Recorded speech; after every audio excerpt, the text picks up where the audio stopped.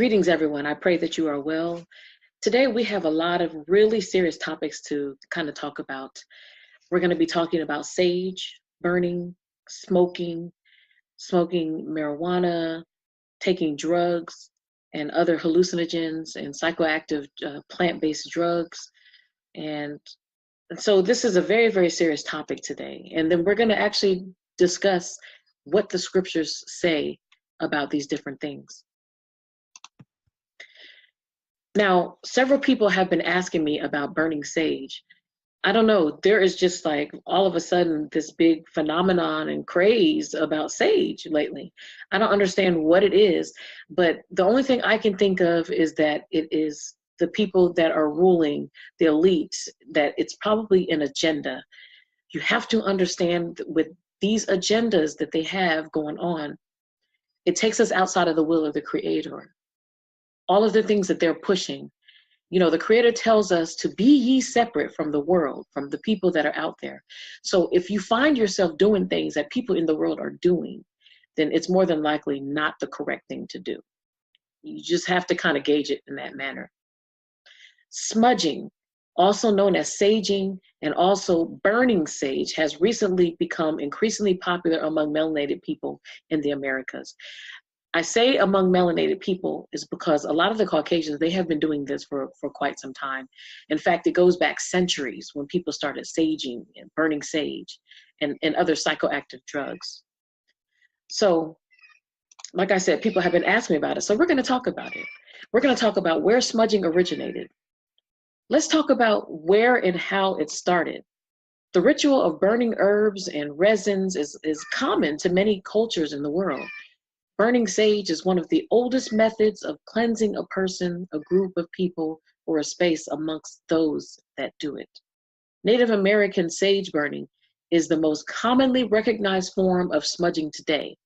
It has nevertheless been a shared practice in other cultures too.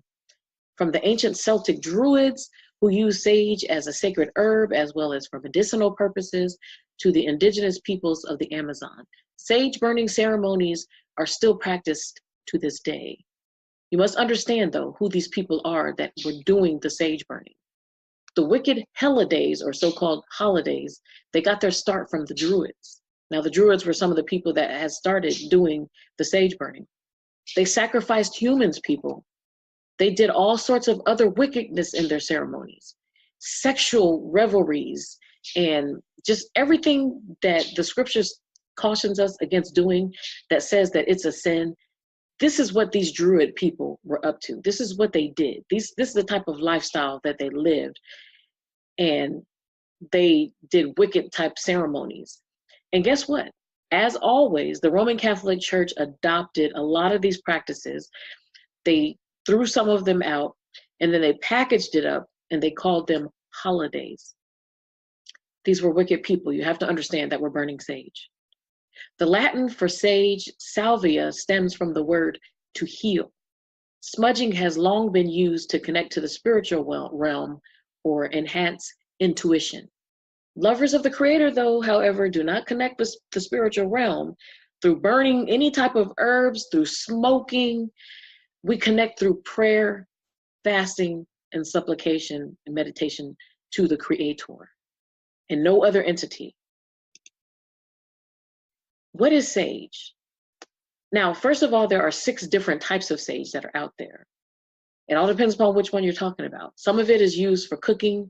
Some of it has been used for wounds and burns. Also for measles. When people have measles, they make a paste and they put it on. Now, to the ancient civilizations, sage was considered to give longevity and was associated with immortality. And the genus name of sage is Salvia officinalis. It translates roughly as salvation in Latin.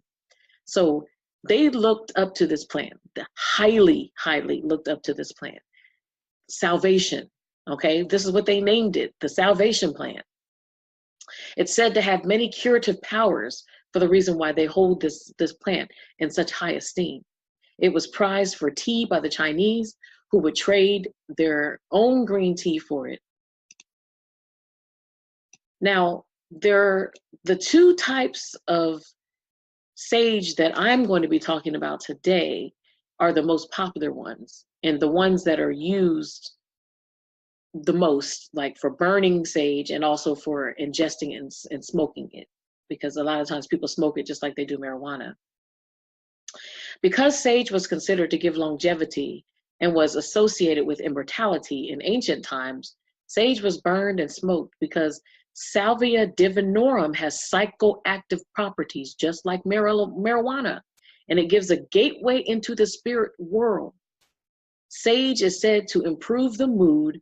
White sage promotes feelings of relaxation and it boosts memory. White sage also helps to clear the throat, lungs, and sinuses of congestion. So the one over here that's white, it's most used in burning sage, when you see the sage sticks that people have. And then the one over here to the left that's green, it's called divinorum sage, Salvia divinorum. And if you break that word apart, you see divi means to divide or to separate. You have to understand that when you don't have any type of substance in you, whether it be alcohol or anything that changes your mind, the state, I should say, then you are in your normal state. But once you take something, a psychoactive drug or an alcohol or anything of that sort, then you have divided yourself. You have divided your spirit from your soul. And we're going to go deeper into this as we continue to go on. Now, witches have been getting high to break through the veil. So we're going to be talking about going beyond the veil. There is a veil, and the Creator put that veil there where we cannot see certain things as a protection for us. Because let me tell you, if we saw everything that is beyond that veil, it will probably make some people go crazy. There will probably be a lot of people on medications that help them from paranoia and hallucinations and everything, because they're going to probably think that they're hallucinating. So this is a protection that we have a veil. But people try to break through that veil and access the spiritual realm through taking these drugs, these psychoactive drugs, and then their mind goes on a mind trip. And witches have been doing this, breaking through this veil to go to the spirit realm. And then, believe it or not, a lot of them, they actually have orgies with the devil. I'm sure all of you have heard of spirit wives and husbands before. So I don't want you to think that this is far-fetched, what I'm talking about. There are some people that have had spirit husbands and spirit wives. And if you don't believe me, go to Google or go to YouTube and type in spirit husband, spirit wife, and I promise you, you are going to find a lot of videos about people having sex, intercourse with spirit creatures. Yes, this is no joke. The history of magic and witchcraft is full of orgies, drinking, entheogens, which is a chemical substance, typically a plant origin, like sage and marijuana, and is ingested to produce a non-ordinary state of consciousness for religious or spiritual purposes. It's all used as a way to achieve a magical transitional state of mind, one where your body may still be in the physical realm, but your spirit is elsewhere and it's free to roam between the two worlds. And this is what smoking marijuana and taking other drugs does. It takes you somewhere else. So this is something that lovers of the Creator should not be doing. Witch doctors and occultists use drugs to open spiritual portals. These drugs include LSD, DMT, absinthe, and consuming certain other spirits of plants, and others that even include certain prescription drugs. Smoking and doing drugs opens gates to spiritual oppression or bondage to demons, that is, and the use of psychoactive plants provides a gateway to the spirit world. So you are actually giving the demons permission to come in to your life when you do these different drugs, including marijuana. Yes, it comes from a plant. I know people are saying, oh, but it's natural. You know, the Creator made it and everything. Yes, that is true. He made it. It's a plant. He did.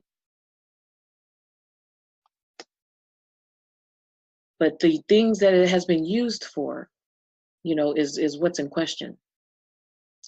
Now, there's a witch named Elizabeth, and what she had to say was that when I want to thin the veil, that veil that I was talking about, that the Creator uses as a protection for us, she says when she wants to thin that veil and access the ancient knowledge and the collective consciousness of water, the total, deep, and cellular calm I can achieve with an edible plant in a deep trance is pretty profound. Now, they're using this to go into the spirit realm and to have contact with the spirit creatures, and that is what's wrong. There's a reason weed has historically had ties to magic. Having a safe, reliable way to enter altered states of consciousness can be an amazing tool in witchcraft, according to those people that do it and that are in witchcraft. That's their amazing tool. During the Middle Ages in Europe, witches would rub entheogens, like I was saying, the plant-based hallucinogens, the psychoactive plants like marijuana, and other things such as belladonna, henbane, datura, and mandrakes on their bodies. And some rubbed these substances on broomsticks and they inserted them vaginally in order to loosen their spirits from their physical form. This is serious, guys. This is really serious. In the resulting hallucinations, witches were said to fly to the Sabbath, and it's not the same type of Sabbath that we observe. Witches have a Sabbath as well. And the supposed time each month when witches, demons, and even the devil himself will come together to share magical secrets, sign evil pacts, and have wild, orgiastic parties. Yes, this is true. So let's go back to sage itself. Sage is a very, very potent plant, just like marijuana. And burning sage is a very powerful ritual. So when you are burning the sage, you are actually involved in a ritual, a satanic ritual. Where are the scriptures that tells us to burn sage, guys? There are no scriptures at all that tells us. Burning sage, again, is a powerful ritual used by witches and warlocks. Spirits are invoked or channeled during this ritual, and the cross and the pentagram and the hexagram are used alongside the sage. Again, sage is a potent plant, and burning it is a powerful ritual. And the one that is the strongest is that divinorum, the Salvia divinorum, that is a psychoactive drug, just like marijuana. The white one that they use to burn, that they dry the leaves and then they actually burn it and they wrap it in a stick, like the stick you see that's burning on the screen. That one is very powerful as well. As it keeps saying, it's a very, very potent plant. And those that burn sage believe that it is a ritual used to cleanse a space or an environment from negative energy and generate wisdom and clarity and promote healing. Sage, they say, it purifies your body, your mind, your home. And this is why those that burn sage burn the sage. So I have a little presentation that I would like for you to watch that is going to show different people that actually burn sage. And they're going to be saying some things that are very important that you really, really need to pay attention to about the burning of sage.